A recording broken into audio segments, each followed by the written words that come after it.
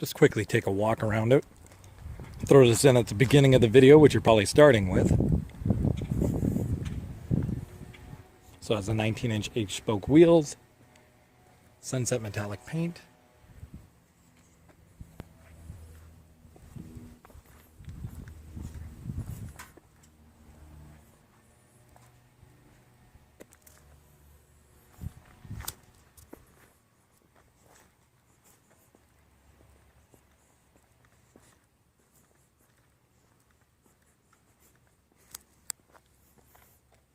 Now we'll get into the review. Well, here we are inside of the Fusion. Like I said before, it's a titanium model, and I have the optional ceramic leather interior with the heated and air-conditioned front seats. Also has the heated and leather-wrapped steering wheel. My Ford Touch with navigation and all that good stuff. Yeah. Also has auto high beams, auto headlamps, auto wipers, auto lane keep assist, laser guided cruise control, as you can see there, keyless entry and push button ignition. Yeah, it pretty much has every option you can get in the North American Fusion. Because there's some stuff that you can get in the Mondeo that you can't get here, like power side mirrors and or power folding side mirrors and a panoramic moonroof. This one has a sunroof as well. Yeah, not much else to talk about on the inside. Take a look at the back here if I can get the camera turned around. There's me. Here's the back seat. So yeah, pretty standard stuff for the titanium. And now we're going to go ahead, start it up, and take it for a drive, and we'll talk about some of the experiences I've had in the past 10 months of ownership.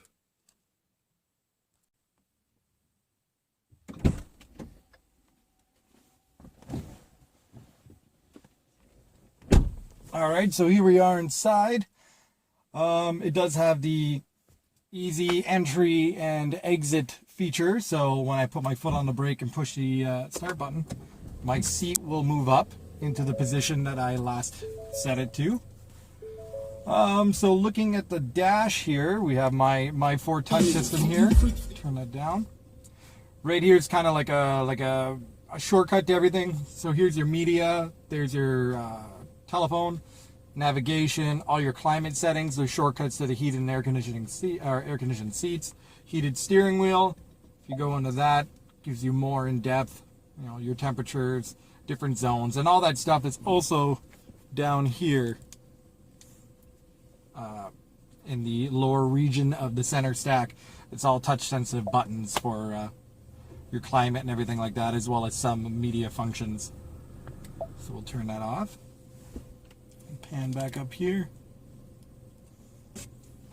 So yeah, there's that. I'm gonna go ahead and turn on my air-conditioned seats because it is a hot day today.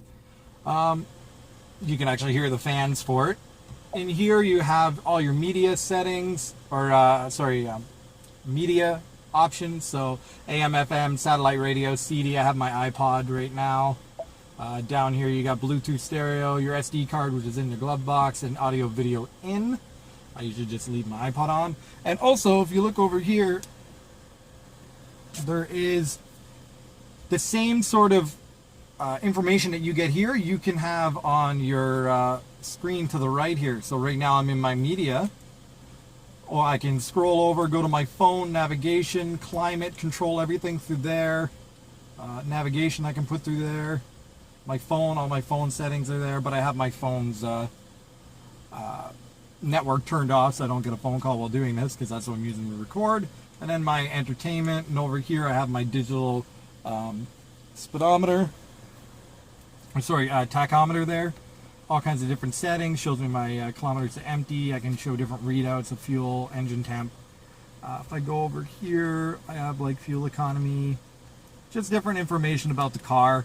I can do my driver alert, my key, System check, everything's fine. My settings, I can go into my driver assist. So here's my traction control, my blind spot warning, my collision warning, my cross traffic warnings, my cruise control, driver alert, lane keep assist, front park aid, rear park aid, and that's all of that. All my vehicle stuff, oil off reset, remote start, switch inhibit, windows, wipers. Has the auto down, auto up windows that you can control with the key. Not only can you roll them down with the key from outside the vehicle, but you can roll them back up with the key as well, which I think is a neat feature. All the settings for my key, display, so my units, language, gauge display, yada yada yada. And I usually just leave that with my tachometer there. Just go ahead, get back into the center here, and let's go ahead and go for a drive. I'm gonna open up my sunroof. So in the past, let me turn on some AC in here. Backup camera as well with guidance lines.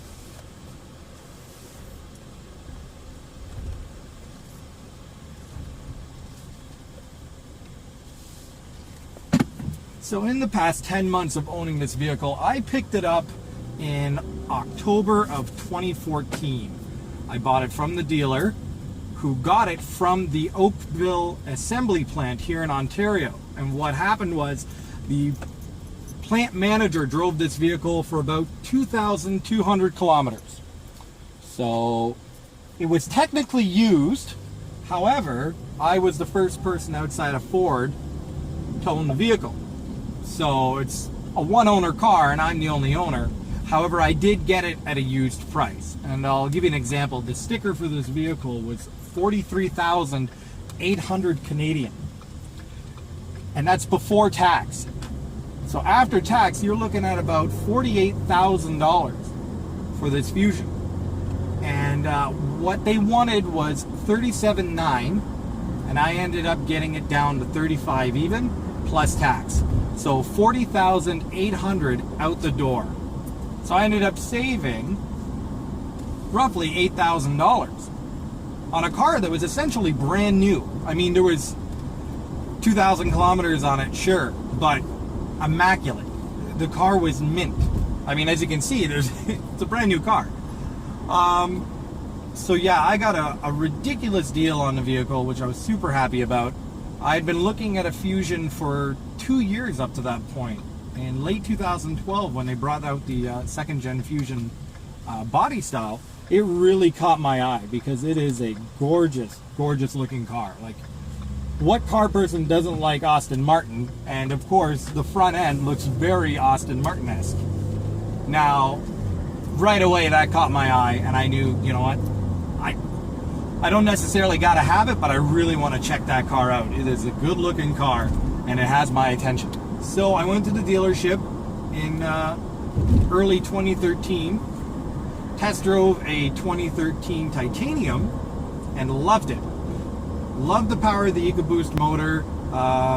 This is an all-wheel drive model, as was the one I drove. It didn't have as many options as this car, or this particular model, but had, you know, all-wheel drive, the EcoBoost motor, the 19-inch H-spoke wheels that I really like, which this vehicle has as well. That one stickered at 40,000 even, or 39,900, something like that, and then tax. I drove that, really liked it. I had two cars at the time. I had my C5 Corvette and my Jeep Grand Cherokee Overland, and I decided, okay, if I can get rid of these cars, I'll get it. And I ended up not selling the Corvette or the Jeep that year. The dealership didn't want the Vet because it was a 99, and for the Jeep, I had a $14,000 stereo that I put into it, and they wanted to give me $1,500 for the car. And I said, you know, I'm not going to take that big a loss. I'll sell it privately. So I ended up hanging on to both of the cars for, what, the next year and a half, pretty much. And sort of just forgot about this car. I still wanted it, but I wasn't in a rush. I said, fuck it, I'll just keep the cars I have. And in August of last year, I ended up selling the Corvette. And I had it for sale the whole year, but I didn't really try to get rid of it because I really enjoyed the car. But I ended up selling it, got some money for that. And then I decided, you know what? I'm going to go take a look again at the Fusion. because my wife had just gotten a 2014 Titanium Escape that we picked up in June of 2014. And so while we were there, I was looking around at Fusions and said, whatever, we'll just get this car for you and I'll keep my Jeep and my Corvette. I ended up selling the Corvette in August, like I said. End of August, actually. Towards the end of September, early October, I went back to the dealership with her car for a, wasn't a recall, I forget what it was, but it wasn't anything important, but I just so happened I had to take it to the dealership. And while I was there, I was looking around, I said, you know what, I'll take another serious look at the Fusion. Drove another one, liked it, waited 3-4 days, decided to go back, maybe drive the same one again and see if we could do something. And when I went onto the lot, I found this one, and it had been there 20 minutes. Looked at it, drove it, decided then and there, you know, for the amount of money I'm saving, to get this particular car that has absolutely everything. The park, auto park feature, everything. Every single option. To save $8,000 off sticker, to have what, 2,000 kilometers on it, didn't make a difference to me. I said, you know what? Fine, I'll do it. So I put the $500 deposit, applied for the financing. I ended up leaving that deposit on the car, and that was my down payment, the $500. So I did that, got another $2,000 off for, well, $1,000 for buying the Escape earlier that year as a returning customer, and another $1,000 for being a Costco member. So like I said, I got it down to 35 grand for the 37 they wanted, and 40,000 out the door. I ended up financing, what, 40, pretty much 40,300, because I left the 500 on it, and at 0%. So it cost me nothing to borrow the money. So like, I got a brand new Fusion at a used Fusion price with brand new car financing at 0%. Like, it was such a good deal. Couldn't say no. And you know what? I've been so happy with the car. I have right now 13,796 kilometers on it. So I've put 11,500 kilometers since October 7th of last year. And it is now July 3rd. July 2nd, actually. So I've had it 9 or so months, and not a single problem. Not an issue. I'm on my second oil change. I just had that done the other day. It's great on fuel. The only modifications I've done to the car were xenon headlamps, because for some reason it didn't come with them for an almost $50,000 car, just regular halogens. That was kind of odd. So I did that, and then I did 3000K HID fog lamps. I put a K&N intake system on it, so not just a filter, it's the whole piping all the way to the top of the turbo. What else have I done? Stereo's fantastic in it. The factory 2 10-inch subs are kind of balls, so I put in 2 12s in the trunk, and I still have a large trunk. So I've done that, and that's about it. I have my Cobb access port on the way. It's due to be here in a 2 or 3 days, give or take. And yeah, I'll be putting a 93 octane tune in it, and that's pretty much it. Other than that, like I said, no problems. Love the car, love the technology in it. Connects to my phone right away. It even reads me my text messages. The whole car is voice activated, so I can change temperature settings with voice. I'll show you. Please say a command. Climate 21 degrees. Did you say 21 degrees? Yes. Setting temperature to 21 degrees. Boom. I mean, it would be a lot quicker just to reach down here and hit it a couple of times on the little touch panel that I have here. But the fact that you can do that is neat. I can also change all my media settings with that. Navigation, I can switch between what I want to listen to, like radio or CD or iPod, any of that stuff. I can do all that with my voice. I can change the temperature of the cabin with my voice. I can, like I said, navigation settings too. I can change all that with my voice commands. So it's very user friendly. Another cool thing that I really enjoy is the laser guided cruise control. Turning that on the highway, I drove from Highway 6 Brock Road all the way to Guelph Line, which is about a 8-minute or so drive at about 100 kilometers an hour, or 62 miles an hour. And I did that entire run without touching the steering wheel. Like here, I'll show you. I'm gonna head towards the center line here. It's gonna see it, and it's gonna steer me back. You see? Now I'm back in the center road, and it says keep your hands on the steering wheel. So if I go near this right line, right now, it sees it, and it's putting me back. And you see the steering wheel moving.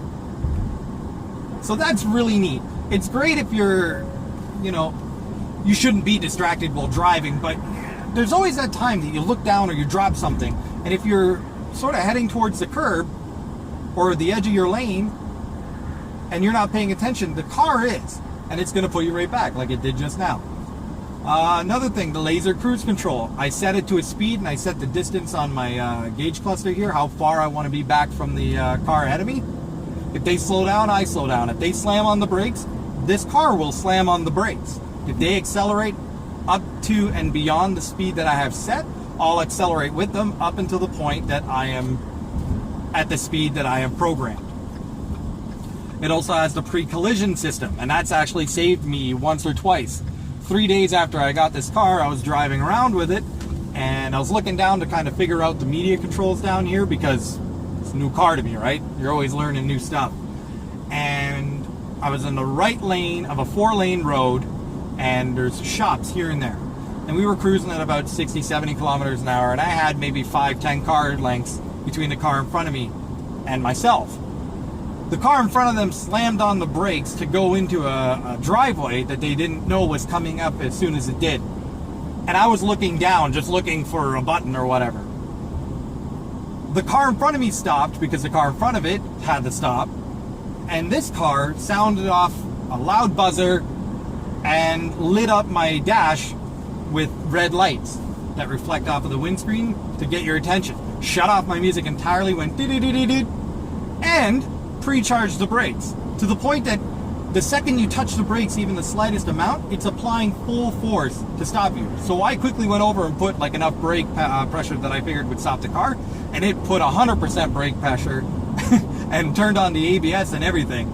So the car's always watching out for you. And another cool thing about that pre-collision system is if I wasn't paying enough attention or didn't hit the brakes soon enough, it would get to a distance from the car ahead of me that it would say, okay, you're not going to brake, I'm going to brake, and it will apply the brake pressure with assisted braking. So that's pretty neat. It's a super safe car, super comfortable, super quiet, no issues or complaints whatsoever. I absolutely love my Fusion.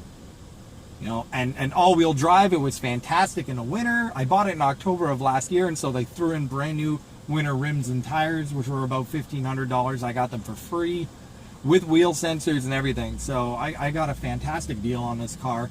Don't regret it one bit.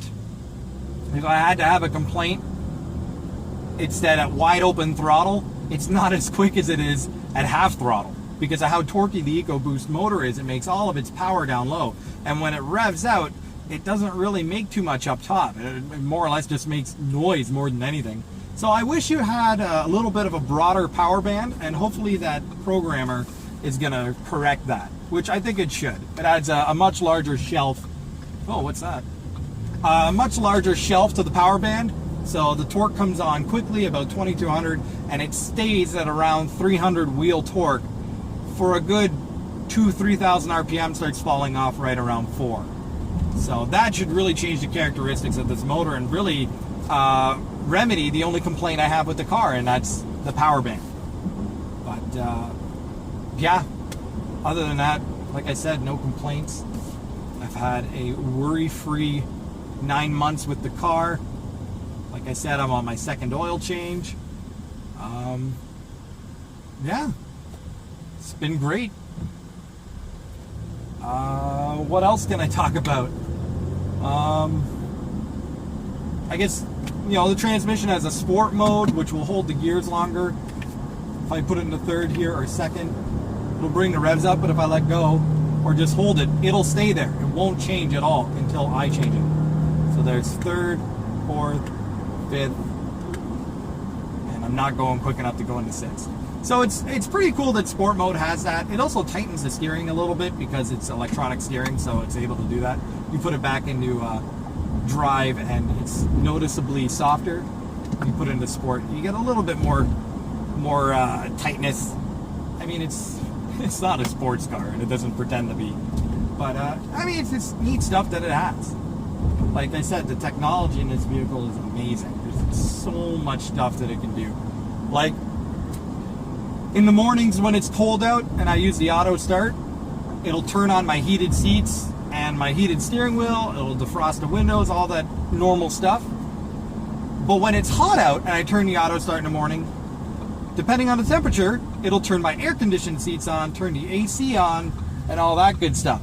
So it's like a variable system. Like a lot of the other vehicles that I've had with auto start, you kind of have to set your climate control to what you want it to be when it turns on. You know, whereas this one, it actually takes in all the accounts of weather and yada yada yada and adjusts the cabin accordingly, which is nice. What else? I guess that's it. I mean, it has the has the ambient lighting feature in here, so you can set like the color of the cabin in your vehicle settings here, right there, ambient lighting. So there you pick what color you want the inside to be. Also has Wi-Fi and internet, all that stuff, like wireless and internet right there. So there's all that. I don't know if you can see it with the glare right now, but there's a lot of neat stuff. I don't know if you can hear it, but with that new intake, you actually hear the wastegate and blow-off valve for the turbo. So if you have a listen here.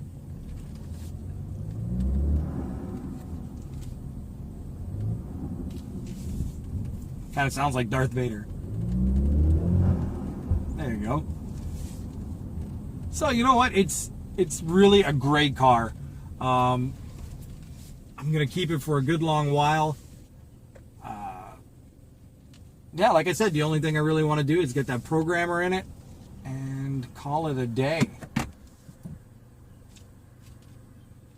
So let's go ahead and park here.